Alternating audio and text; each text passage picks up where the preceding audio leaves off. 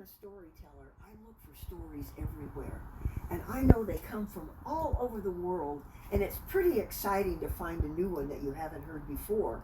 But this one that I'm going to tell you now is an old African tale, and it came all the way from Eastern or Western Africa. Ghana is really the Ashanti people who live there. They tell these stories all the time. Now, what I find fascinating about stories is that people migrate, like the Ashanti people were brought to America in big ships, not a very good condition, but we can talk about that later. But when they came and they migrated, they brought their stories with them. And they brought stories about who I'm going to tell you about now. And his name is Anansi. Have you ever heard of Anansi? Anansi is a ship shaper. He changes shape. He can be a man one day, he can be a spider the next day. So it was very good you talked to me about finding spiders at your house. These spiders, though, that Anansi, he's also known as a trickster. He likes to pull tricks on people, and he's very good at it. And he's so good at it that he thought he should be the king of all the knowledge of the world, all the knowledge and wisdom. And he thought, well, who can do that for me? And then he thought, I know. And he turned to his wife Aso and he said, Aso, do you think that I could build a spider web to the sky and talk to Nyame, the sky god? I want all the stories and all the wisdom in the world. Aso said, all you have to do is say it, my love, Anansi, and it becomes real. So Anansi began weaving the spider web, and he wove and he wove and he wove and he wove and he wove. All of a sudden he was above the clouds, and there on a big, big golden throne sat Nyame, the sky god. He came up to Nyame, and he creaked up on his 8 legs, and he said, Nyame, Nyame. Nyame looked down at this little ugly black creature and went like that. But he was persistent, Anansi. Nyame, Nyame, he said, I want to ask you for something. Well, what is it, said Nyame. You got this far, I'll listen. I would like to have all the stories and all the wisdom and all the knowledge in the world in this, my calabash. Now, for you and me, who don't know exactly what a calabash is, it's a gourd. It's all hollowed out inside, and it has a hole in it, and most people carry water in their calabash. But Anansi wanted all the knowledge and stories and wisdom of the world in there, and then he could be king of all the knowledge. And that way, he would be perfect, and he could control everything that went on the earth. Nyame looked at him and rolled his eyes, and he looked at his other friends who were sitting there above the clouds and said, who is this little creature? Oh, he's just a trickster, said another person. Well, said Nyame, let's just see how tricky he really is. So Nyame leaned forward on his throne and he said, see this box under here, this golden box? That contains all the stories and knowledge in the world. If you do the 3 things I tell you to do and come back, I will give you that box. Now, he looked at his friends on either side. He knew that that little tiny spider guy wouldn't even think about doing that. He said, well, of course, tell me what it is you want. Well, said Nyame, thinking to himself, kind of chuckling up his sleeve, not this way, ha ha ha, but ha ha ha, that way. He said, first of all, you must bring me the jaguar. The jaguar with sharp, jagged teeth. Bring him to me. The second thing you must do is bring me the hornet that stings like fire. He's a big hornet, and see if you can get him. And the third thing you must do, are you ready? Oh yes, what is it? This began to worry Nyame. The spider was really anxious. He sounded like maybe he'd do it. Well, then you bring me the fairy that is invisible, and bring her so that I can see her. Oh, all right, said Anansi, I will do that. And he climbed carefully down his spider web back to the tree where he lived with his wife and family, and he said, Aso, this Nyame wants me to do these 3 things before he'll give me all the stories and the knowledge in the world. And Aso said, you just have to speak it, my love, and it will be done. You're right, said Anansi. So he put on his thinking cap and he began to think, aha! I have an idea, he said.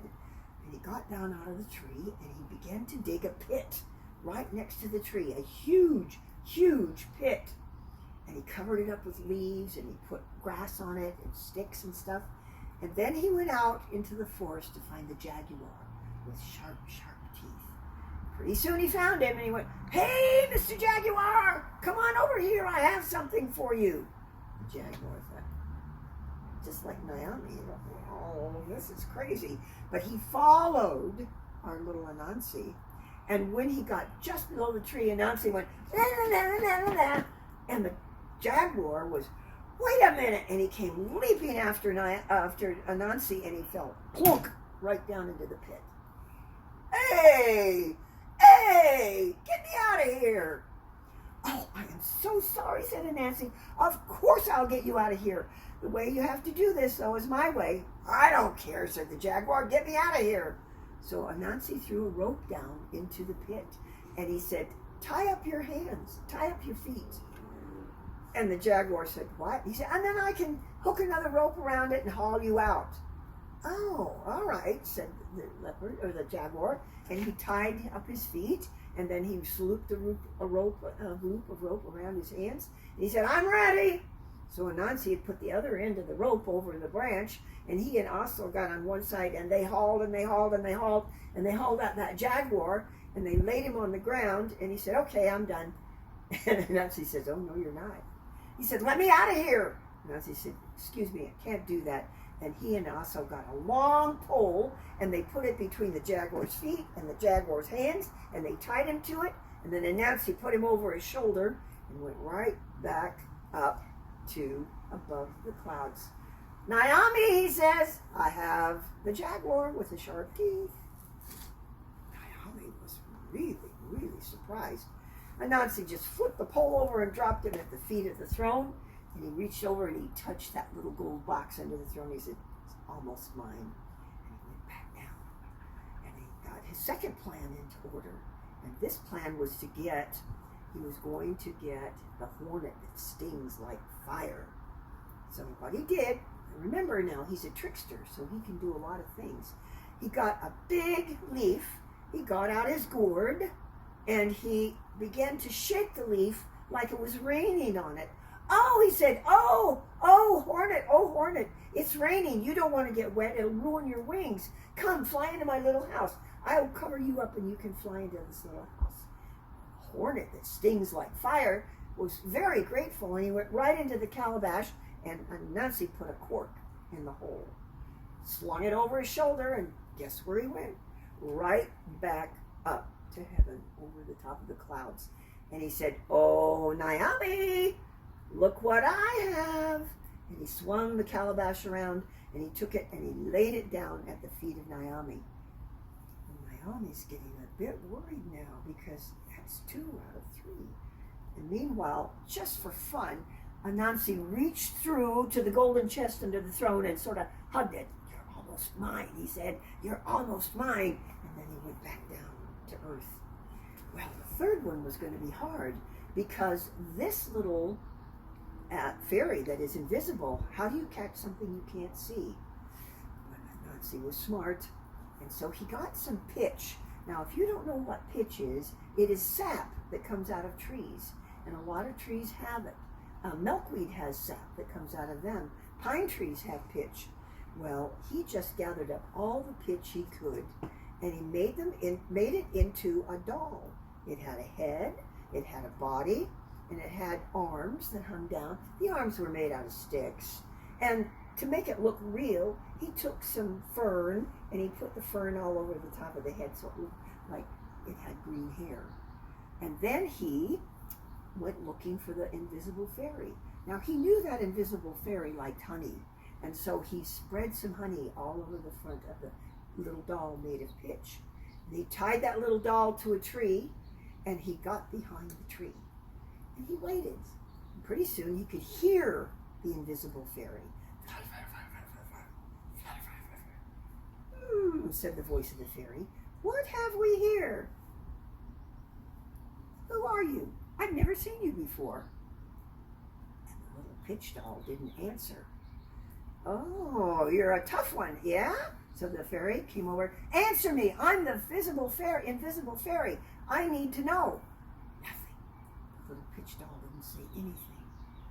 Oh, said the fairy, you're making me mad. And it took a punch into the doll. And he was stuck. She was stuck right there. Wait a minute. Let go of my hand. Pow. Oh, wait a minute. Let go of my hands. The next thing you know, the invisible fairy took both her feet and slammed them into the doll. And the doll did not let go. And as soon as she was caught like that, well, Anansi came out from behind the tree and wrapped a rope around her and the sticky doll and kept her wings all folded up inside.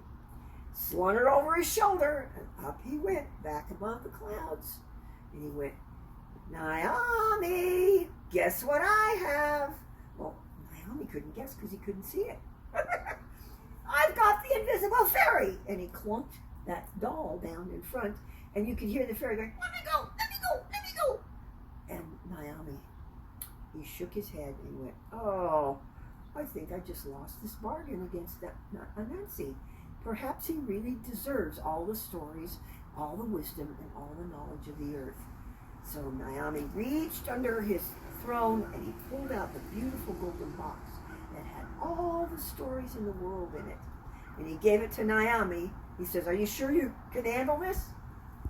Said Anansi, I climbed up here 4 or 5 times, didn't I? Of course I can handle it. So he tied it to his back and he started down his spider web to get back to Earth so he could open up the box a little at a time and take out a story. When all of a sudden, Naomi had the last laugh.